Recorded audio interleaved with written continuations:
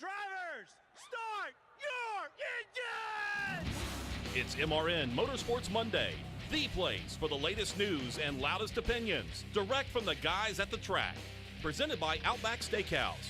This program is rated VNGSN and may contain scenes of verbal nonsense and graphic shenanigans. Viewer discretion is advised. Oscar, my baloney has a first name. Today's episode is brought to you by Hercules Tires. Pace car is on. Now, here are your hosts, Tony Rizzuti and Joey Meier. I forgot I was Joey. I'm Spotter. Sorry. Welcome to Motorsports Monday, presented by Outback Steakhouse. I am Tony Rizzuti, alongside at two-spotter Joey Meier, spotter for Brad Keselowski. Woody Kane on assignment. Special assignment. Special assignment, as we like to say, but glad to have you in here for our New Hampshire edition of Motorsports Monday. Fun race this weekend. Oh, by the way, before we get started, thanks to Kevin Harvick, free bloomin' onions. It's Bloomin' Monday. Go out to your local Outback, buy a Coke, get yourself a bloomin' onion. Yep. It's a good deal. We love it when it's the health menu. Yeah, try the Joey menu. The Joey menu. It's named after him, and the kids love it. So a lot of fun there. Maybe get yourself some Alice Springs chicken. Always like that with the fresh fries. cut, center cut sirloins. Oh, it's delicious. Yep. But thanks to Kevin Harvick for his top 5 finish, finishing 5th at New Hampshire in the Overton's 301. So much to talk about from this weekend. I think, we had the track bite applied to the racetrack. I think for the most part, especially early on, we saw incredible racing. We saw people have problems. We saw people come from the back to the front. A lot to talk about, Joey, just in general, the weekend at New Hampshire, your takeaways from being up in the Granite State. We go to Loudon, New Hampshire. It's a very fast, flat 1 mile track. Without a doubt, the VHT, PJ1, track bite, the juice, the spray, the droids. We had all these different names. Favorite, man. We had all these different names. It changed the racing. I sat on the roof and watched 2 different races. I don't know if it made it better, but it changed it. It opened up the corners. And I think if you open up the corners, being able to watch on the roof, it made it better. I'm just not sure it did, because in the middle of the race, especially the Cup race, the track changed.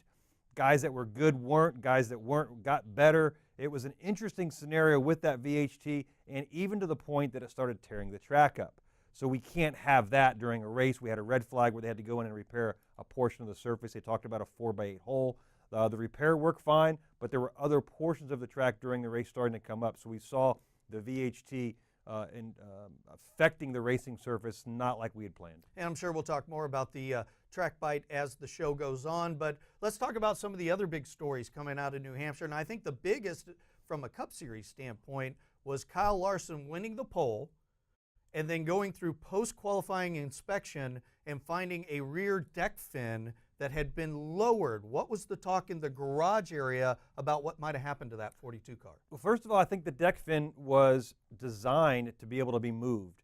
Now, some people say Which is illegal. It's illegal. I think some people it's still up in the air whether it was been lowered or raised.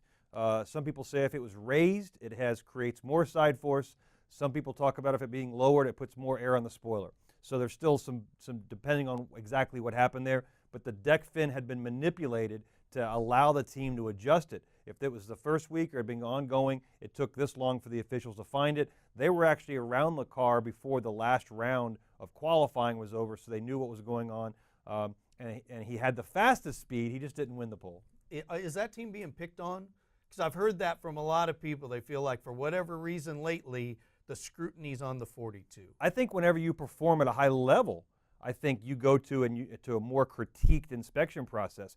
There's no reason to look at teams that are running 20th for doing anything wrong. We're making sure that if those guys are up front all weekend long, they're doing everything that's within the realm of the rule book. MRN's Kyle Rickey was at the racetrack up at New Hampshire, and he had a chance to talk with Kyle Larson. Yeah, it's too bad.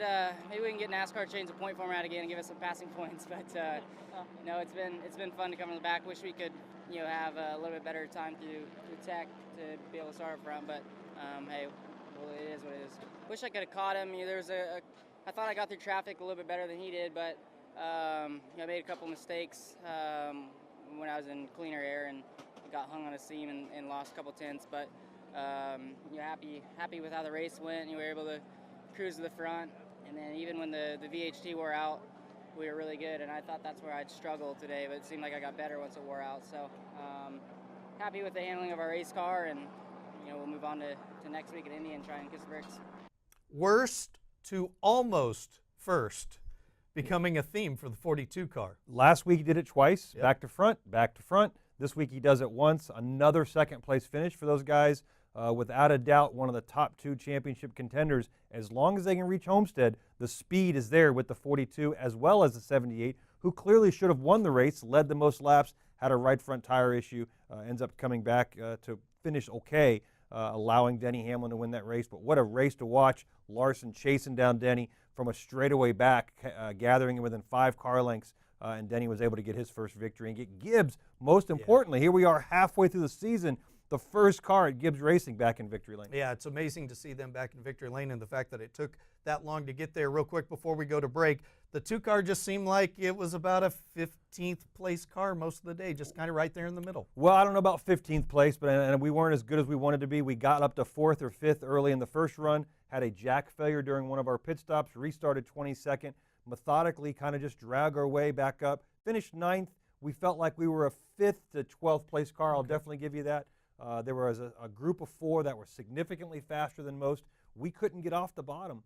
Exit of both corners was our problem. We get in through the center, whether we were running the high lane or the standard New Hampshire lane on the bottom, and our exit was really just not allowing us to pass the cars. And then the Xfinity race kind of gave it away with the final pit stop. Well, that's one of those things, as we talk about, it's a team sport. Yep. Definitely had one of the fastest cars with us in the 18 car with Kyle. I'd like to see those guys race. They race really well together. We had an incident at Michigan. We got together right on the very first lap. You hate to see it. There's always that animosity between Kyle and Brad, whether it's warranted or not. Right. But when they race well together, there's no 2 other drivers that race better together and put on a show than Kyle and Brad Keselowski. All right, we got to take a break here on Motorsports Monday, presented by Outback Steakhouse. When we come back, my favorite section of the show, it's On Track, Off Track, and it's next here on Motorsports Monday.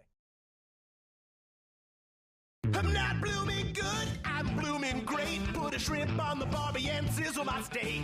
Woo, I want that onion to bloom, and it get in my senses like a sonic boom. No rules, just right. So bold, so nice, and I'm so ready for that Outback steak tonight. Outback Steakhouse, that's what it's all about. Outback Steakhouse. Blooming great. Today Toyota's featured NASCAR fan is Dr. Tom Pierce. So, Dr. Tom, what's your claim to fame? Well, due to all of Toyota's NASCAR wins last year, I wrote thousands of doctor's notes for fans for overexcitement hypertension, a condition that requires a day off work to rest. Sounds like a responsible doctor. Doctor? I'm not a real doctor, bro. Would a doctor get a guy off work for overexcitement about the new Camry? Because I did. Let's go NASCAR fans. Toyota, let's go places. To learn more, visit toyotaracing.com. NASCAR is a registered trademark of the National Association for Stock Car Auto Racing, Inc. Where will you be when NASCAR comes to Chicago's fastest loop? 4 days of racing, tailgating, camping, and music come to Chicagoland Speedway September 14th through the 17th. Tickets for Sunday Chicagoland 400 are available now. Camping spots are available and selling fast. All kids' tickets $25 off adult price and free on certain race days. Get your tickets and campsite now at ChicagolandSpeedway.com. Chicagoland Speedway, the Monster Energy NASCAR Cup Series playoffs start here. Hi, this is Austin Dillon. Now back to MRN Motorsports Monday. You said a couple of months ago that it may take a little time for you guys to get back to victory lane. Did you think it would take this much time? Definitely didn't hope it would, but it just seems like the short flat tracks is where we've really excelled this season. Richmond, Phoenix, we ran really well. So we're doing everything we can to perform well and put ourselves in position to win. It just hadn't came through until now. And you're in the playoffs. How does that change the rest of the summer for you guys? Well, I don't think it'll change a whole lot. We were in a pretty good points position, but coming into today. But obviously, locking ourselves in, we now can focus mainly on getting stage wins, stage points, to lock ourselves into a better points position for the regular season. Congratulations. Thank you. Danny Hamlin, the FedEx Toyota, getting the win at New Hampshire yesterday in the Overton's 301. Just a couple of quick facts on Denny Hamlin. That was his first victory of 2017. We mentioned that. His third victory in 14th top 10 finish at New Hampshire. So Denny's always been one of those drivers, Joey, that you get him on a flat track, Phoenix, Richmond, New Hampshire, always somebody that can win a race, and he did it in a backup car. It was a pretty impressive showing for the folks on the FedEx team yesterday. Yeah, he showed how slick the track was exiting 2 on Yes, stickers. he did. Right away, got into the inside wall and tore up his primary car. We are starting to have a very unique situation with 7 races to go. We always talk about on the show, if the chase started now, oh no, here and we go. And we don't have the chase anymore, but if the playoffs started, we're 19 races in. We have 11 winners, but guys like Kyle Busch, Chase Elliott, McMurray, Boyer, Kenseth, Joey Logano, who has that cucumbered win. Nice. Doesn't count, right? Doesn't count. It's cucumbered. It's like Veggie Tales here exactly on the right. show. So we have a very interesting scenario. Some big name that's in the top 15 of points is not going to make the playoffs. I'm going to throw one out to you. I think it's Joey Logano. I just don't see the speed in the 22 car. The 2 has shown it at times, but not like it did in its championship run. Yep. But the 22 hasn't shown it at all. The fortunate thing for the 2 car not showing speed is those 2 wins. Yeah. So they know we're going to be in that first round at least. That's good. All right, let's play a little on track, off track here on Motorsports Monday, presented by Outback Steakhouse. Let's get the bad out of the way. Not necessarily bad, but let's get the off out of the way. Joey, let's start with you. What's your off track? When NASCAR changed their testing policies, we used to test every week at a different track, unlimited amount of times. NASCAR reeled it in. We control the number of tests, and now they're issued to teams on an allocated basis. One of the teams that we had to test with was in Loudon, New Hampshire. The 2 team took part of that. We had a good test. The 42 was there, as some other guys. And then they go and change the track. That test is so critical. We have engineers, we have data all over race cars. We're gathering as much data as we can to try to make our cars better. Then we go and we put VHT down after the test. It's an unfortunate scenario that we need to just do a better job because these tests are so important. We don't need to throw the data away because now we're going to go out and VHT it.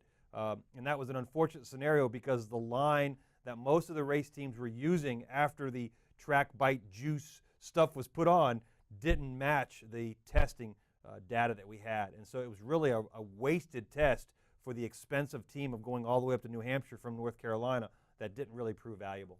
My off track this week is going to be on the overemphasis from an industry standpoint on the business side of the sport. I feel like the sport spends too much time talking. This weekend we talked way too much about track bite. I get it. It was part of the race, but cover it once and then let's talk about the racing, what's going on the track. No, over and over and over again we had to explain what it was and who bought it and how it's applied, and it's going to be applied again. I get it, but too much of it. All this weekend talk about souvenir sales and how much the driver gets, and we've been hearing about ticket sales and TV ratings and start times and you name everything else. We're focusing too much on the business side of the sport, and it's getting casual fans caught up in something that they don't need to know about. Right. They just need to enjoy the racing on the track. And I will argue that the stage racing was one of those things that at the beginning of the year when it was announced, I kind of went, yeah, I don't know about this. For whatever reason, it feels like it's ramped up the excitement at the end. We're seeing some guys make some bolder moves than they normally would. We're seeing guys alter pit strategy, which yesterday played out big when Kyle Busch decided to pit and give up a stage win for a long run. That hurt Martin Truex for the entire second stage because we didn't get a caution. There's cool things going on the track, and we're worrying about what's off it. I'd like to see everybody back off that a little bit. Yep. My on track this week, let's talk about something positive, is the race that's coming up in 3 days, the Eldora truck race. Man, I love this thing. We're going to put these cool trucks on dirt, on one of the coolest dirt tracks ever. They're going to slip and slide. They're going to bang into each other, bounce off the walls. It's going to be on a Wednesday night, and it's going to be awesome. I cannot wait for the Eldora truck race. And by the way, MRN will have flag-to-flag coverage on your local radio station, the MRN app, MRN.com. Going to be a lot of fun. I cannot wait for the truck race. 100% agree with you. The uniqueness of it is the trucks themselves are able to beat and bang against each other without ruining their performance. It's a unique action because it only happens once. I like to keep it that way. I do too. The Cup cars don't need to go there. Nobody else needs to go there. The trucks do a really good job. Along those lines of saying a great race at a great track, I'm going to say my on track is the race event we've seen at New Hampshire. For a number of years when we go to New Hampshire, it's one of the few opportunities that you can go and watch a Monster Energy Series Cup race, an Xfinity race, you watch a Can-Am race, You watch the thundering roar of a modified, and then later on we throw in a late model race. Yeah. So it's a great ticket if you get a chance. I understand New Hampshire's lost one of their races for next year. We have one more race in September that we look forward to going to, and again, it's another action-packed weekend. So it's one of those rare opportunities when you can take your family. I met a wonderful guy from Canada, brought his 14-year-old. He'd been to numerous races, but his 14-year-old, they drove down from Canada to see New Hampshire, and it's a really good weekend to drive down from Canada. The weather was great. You see 5 different races, 5 different cars on the track throughout the weekend. Yeah, you actually got 2 modified races when you think of the All-Star race that they ran. So a lot of fun. Yeah, the people up in, I hear people all the time, how's that race up at New Hampshire? I'll tell you what, I know the fans aren't going in droves like they did before, but we're not going to talk about the business sport, but the fans that do go are as passionate, as knowledgeable as any fans you'll see in the country. I mean, they love their racing. And if you take the United States as a whole, there are 2 solid core groups of racers. The Northeast, where a bunch of guys that live in North Carolina now came from, and then the South, which was what born and bred racing. But some will claim that the Northeast was just right there with the South, just that nobody knew about it yet. Right. But they didn't have their moonshine. We're famous for our moonshine. So. Real quick, we got Daniel Hemric coming up on the show after the break. We touched briefly on the Xfinity race. Kyle Busch got the win. Ryan Preece, who's been running in the series, he raced for JD Motorsports last year full-time, but got a chance to be in a better car. He's from up in that area. He had won the All-Star race in the modified, finished second, but kind of besides Preece kind of making a name for himself. Sure. Kyle Busch gets the win, says at 100 wins, I'm out. Yeah, that's an interesting concept from Kyle. At least some of the fans that don't like him running have something to look forward to now when they're like, yes, he's 1 win away from getting out of the sport. And then the next Cup guy can come in and steal the show. Exactly. All right, maybe the guest we have on next is going to be the guy that stops these Cup drivers from winning the Xfinity Series. He's RCR's Daniel Hemric, and he comes up next here on Motorsports Monday.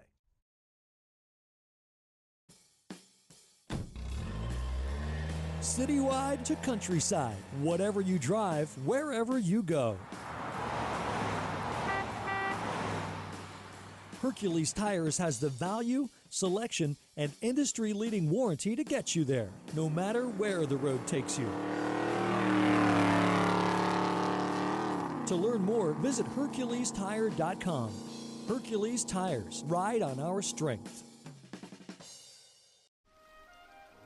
It's almost Busch o'clock. A time for relaxing and unwinding with a crisp, cold Busch beer. It's the most refreshing time of the day. Wait for it. 3, 2, 1. Busch.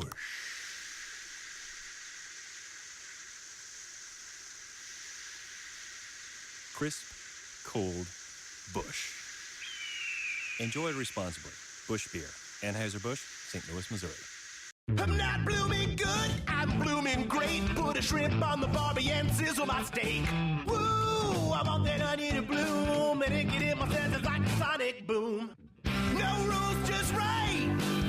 So bold, so nice, and I'm so ready for that Outback steak tonight.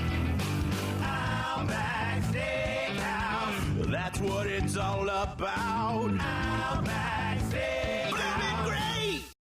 Hi, this is Jimmy Johnson, and you're listening to MRN Motorsports Monday. Welcome back to the program. Tony Rizzuti sitting in for Woody Kane, who's on special assignment. Special assignment. I got Joey Meier at Two Spotter sitting next to me, talking about the racing at New Hampshire. By the way, we are presented by Outback Steakhouse. Go get your free bloomin' onion, courtesy of Kevin Harvick's top 5 finish in the Overton's 301. It's time to go to the guest line and bring in the driver, the number 21 Chevrolet for Richard Childress Racing. It is Daniel Hemric. Daniel, thanks for joining us on the program today. Absolutely, guys. Hope you're doing good. Good to be back on. Hey, we're doing fantastic. Enjoyed watching you on Saturday. A 12th place run for the car. Sum up your afternoon in the Overton's 200. Yeah, it was up and down for sure. We had a solid qualifying effort and rolled off 5th in our Blue Gate Bank Chevy, and we had all the hopes of having a solid day, and we took off there after the modified ran, and just really couldn't rotate the center X of the corner like we wanted to, and you hate to see rain or weather play a part of a race, but it actually allowed us to kind of regroup and try to get a game plan under the rain delay there, like 20, 25 laps in, I believe it was, and thought we were going to be able to, kind of salvage what we could out of it, and we just really struggled to get the balance back like we had it in practice. And, from the sounds of it, a lot of guys did. So, just not ideal to run 12 by any means, but we salvaged what we could out of it, and just tried to take what we could and move on. Sitting in the top 5 in points seems like actually a good year for yourself in 2017. You are leading the rookie of Cole Custer and the rookie of Matt Tift, who were the powerhouse Stewart Haas Racing and Gibbs.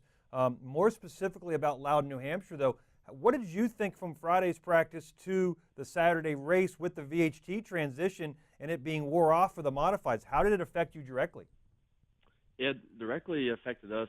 I think getting off the corner, we had a lot of front turn under throttle, which allowed us to make a lot of straightaway speed in practice. And I tried to not rely on it any more than I had to, honestly, in practice. I figured after the modifieds ran on it, they were going to kind of wear some of it away. And, NASCAR tried respraying the bottom, spraying a little bit further up the bottom of the racetrack to help us have something else to lean on as the top went away, throughout the weekend. And, as the modifieds ran and it became our time to get back on the racetrack for our race, I just couldn't quite get the gas down and maintain, front turn on next to the corner. So for us directly, just kind of took that balance shift, made us way tired of what we needed to be. And, I actually got to lean on the old boss there, Brad Kozlowski, in the driver's meeting a little bit, and we talked, what his balance was. And he said he's always been loose in, but he wasn't loose in this weekend. And watching the race back, once I got home the other night, I guess he was kind of really free in, but looked as if he could really turn exit, which is where we got beat all day. So just wish we had an opportunity to work on a little bit more, but some days that's the way it works out. Daniel, you talk about leaning on other drivers from time to time. There at RCR, you guys support, about 75 cars, it seems like, in the Xfinity Series, but you have lots of teammates. There's lots of notes going on. How is that setup sharing work between the cars? Do you lean on somebody if they've got something faster? Will you throw it in your car, or do you guys try to do kind of what you need to do and focus on your team exclusively? Yeah, we definitely don't have a lack of resources or car teammates to lean on, that's for sure. But, that's not always a good thing, but at times it has helped us this year, when maybe we've tried something different and been off, and we were able to transition to what maybe the 2-car had or the 3-car had. So, yeah, it does help to have that kind of, alliance with, and that many cars to lean on. But, at the end of the day, as a company, we're not very satisfied with where we're at, because you bring that many cars to the racetrack, you should be able to battle somewhere along the lines inside the top 5 and contend to win races with one of your 6 cars. We just haven't been able to do that on a regular basis. So all of us are constantly trying to lean on each other and make each other better. And hopefully having that many cars and that big of a group of people, hopefully we can, hone in on what we need to do quicker and try to make the stride in the right direction. Daniel, what is it you think you guys are missing? You talked about that. You should be able to run in the top 5. Is there one particular thing? Is it overall speed? Is it handling? Is it aero? Where do you think you guys are behind, say, maybe the Toyotas of Joe Gibbs Racing? Honestly, I've raced long enough that, and you're going to have this, where you feel like you'll get your car driving really well and the speed won't be there. And those are the times that, maybe with the older aero packages and stuff that you would just struggle the whole weekend, where with this aero package, it seems like when you can get the speed in your car and it drives okay, it seems to race good as well. We just haven't had that. We know that driving the race cars, all of us drivers are constantly complaining that our balance isn't even that good, and that's where the speed's at. So we're confident that if we can, get our balance, the race cars better and get them to where we can do what we want to do with them, that the speed will follow suit. So that's good to know. It is comforting, and I think this aero package is allowing us to feel that way. But it also seems like when you make gains with this package, they're smaller gains, but they mean more. So just try not to get too frustrated in the moment of trying to compete and just trying to make the company and everybody better, make myself better week in and week out. That's what we got to keep doing until we can figure out what this car needs. Catching up with Daniel Hemric with a top 12 finish for Richard Childress Racing, sitting 5th in points. I don't think it's a disappointing season so far. You have a big R next to your name. You're sitting top 5 in points. Don't be too hard on yourself. But now we get to go throw caution to the wind, because now we go to the brickyard with a package that nobody has seen except for a small amount of testing. What are your expectations going to the brickyard with this new package? Yeah, I'm curious to see myself, honestly. Being the first year in the Xfinity Series, so this package is what it is to me. I don't have anything else to lean on, but some of the guys testing and what it did from the aero side and how it felt like it punched a really big hole in the air, and runs seemed to be really big. So I think hopefully it'll make for a lot closer racing at the Brickyard. Obviously going there in any form of race car is truly an honor. Everybody back in the day, if you can make it to Indy, you'd really done something. So it's going to be cool to go there for the first time and see what the package is all about. It's just as many variables as ever. I'm just, like I said, hopefully we can use our depth of the company to figure out what it needs quick enough in practice so we can have a solid weekend. That's what we need right now. We need solid weekends, and hopefully the Brickyard is a place we can go do that. Yeah, and it'll be fun to watch. As we said, 17 races into the NASCAR Xfinity Series. Daniel Hemric sitting 5th in points. Daniel, thanks for the time. Good luck in Indianapolis, and we'll talk to you again on Motorsports Monday. Absolutely. Always good talking to you guys. Enjoy your day, and we'll talk to you soon. There he is, Daniel Hemric. Good young driver. Like you said, Joey, it used to be in the old days, you'd throw a rookie in, and the idea would be just don't wreck the cars, just get laps. Don't wreck the car. It's not the case now. Go get experience. And as you get experience, we're going to get you better, and we're going to make better cars. Now it's, hey, how come you're not winning? Yeah. Why aren't you contending for wins? You've been in this car now 17 weeks. It's time to win. Well, he's never raced Loudon. He's never raced Kentucky. He's only run a couple of speedway races at Daytona. These are difficult. And you guys have the R's next to your name. William Byron has 1 win. Yep. You've got Daniel Hemric, Cole Custer, Matt Tifft, all with R's next to their name, competing with the likes of Elliott Sadler, Justin Allgaier, who have multiple years in this series, and they're right there with them. Yeah. How bad of a season is it really? He's won the Dash for Cash as well. So how much of our expectations are becoming unrealistic? We just keep trying to raise our expectations to where they're not reachable by these guys. They're having a good year. All 3 of these drivers, 5th, 6th, and 7th, are beating guys like Ryan Reed, Michael Annett, Dakota Armstrong. They're competing at very high levels. It's going to take this much for them guys to get to victory lane, and when they do, they'll see it more often. Yeah, and he sounds very grounded, so continued success for Daniel Hemric. Real quick, we mentioned the aero package at Indy. There might be some people watching, not sure what they're doing with the Xfinity cars. Fill them in on what's going to happen, because it's a little bit different thing than we've ever tried before. So in the past, what we did at Indy is we put big honking spoilers and big blades, and we tried to make the car as wide and ugly as possible. Right, slow them down. To create this big drag on the car. Now what we've done is we created a aero device that goes in behind the nose to deflect air around the car, so it creates a bigger hole with air, not through drag. And so now the cars are expected to draft better. They want these cars to run almost wide open because we've added a restrictor plate down to about 400 horsepower from around 6 or 7 that we normally run. So with the limited horsepower and the extra aero drag around the cars, they're trying to run wide open and produce more of a drafting restrictor plate style race. And unfortunately, I think we'll probably talk more about the package than we will the racing, because that seems to be the trend. But hopefully it'll work, and it'll be something we can try with the Cup cars down the road. You can't blame them for trying. No, you can't. This is the direction we're going. Absolutely. All right, we'll take our final break here on Motorsports Monday. We come back, we'll wrap it up right after this. I'm not blooming good, I'm blooming great. Put a shrimp on the barbie and sizzle my steak. Woo, I want that onion to bloom, and it get in my senses like a sonic boom. No rules, just right. So bold, so nice, and I'm so ready for that Outback steak tonight. Outback Steakhouse, that's what it's all about. Outback Steakhouse, blooming great.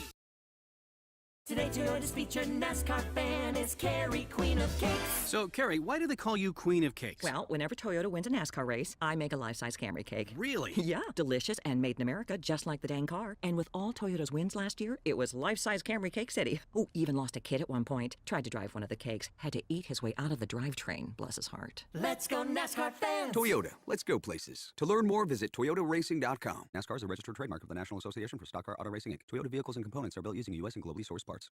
I'm Steve Letarte, STP auto expert and former crew chief. I know what it takes to keep engines performing at their best. STP's latest breakthrough additive, STP Ultra 5-in-1 plus Fuel System Cleaner plus Fuel Stabilizer, delivers 3 times the amount of cleaning agents versus premium gasoline and helps keep fuel fresh during storage. For over 60 years, STP has been on the cutting edge developing products to help engines run better, longer. One bottle contains 3 times by weight the amount of cleaning agents compared to 20 gallons of the leading premium gasoline. Hey, this is Joey Logano, and you're listening to MRN Motorsports Monday.